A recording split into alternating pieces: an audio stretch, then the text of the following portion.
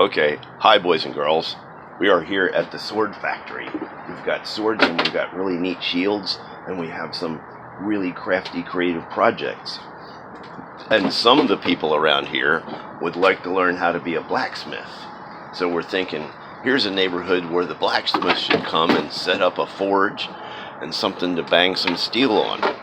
We are having a good time, a lot of creativity. Now, in the scripture, it says that we are called in Luke 10 to find a person of peace. And the person of peace basically means somebody that melds with you, that you kind of get along with and you're enjoying God together.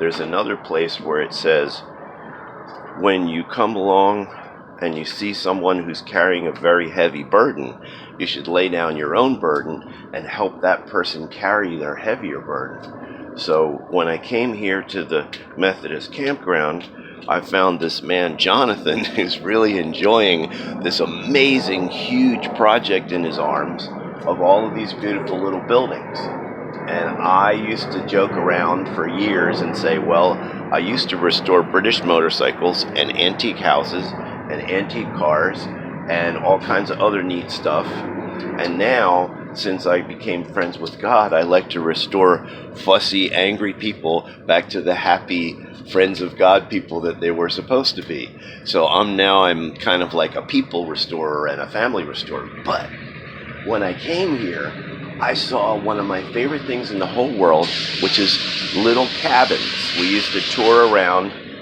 and stop at little cabin courts all over the country, little places that they made for automobile touring people to stop and stay at before they had motels. They had tiny little individual cabins in a circle.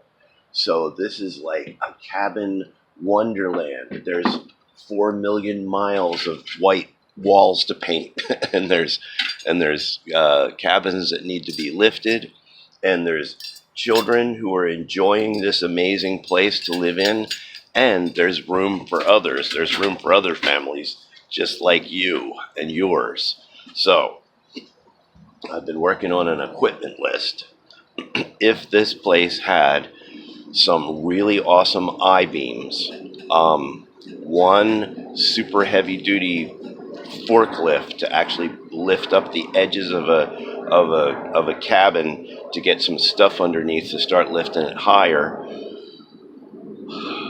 I-beams, strong forklift. I got a picture of a portable sawmill, so they can mill their own wood to replace things and do creative stuff, and then a lot of wood that's perfect for cribbing, because these cabins need to be lifted up and above the floodplain. This is an area that floods every once in a while because the Des Plaines River floods its banks, and the cute little cabins need to be kept in safety. So that's the beginning of our tour. Here we go.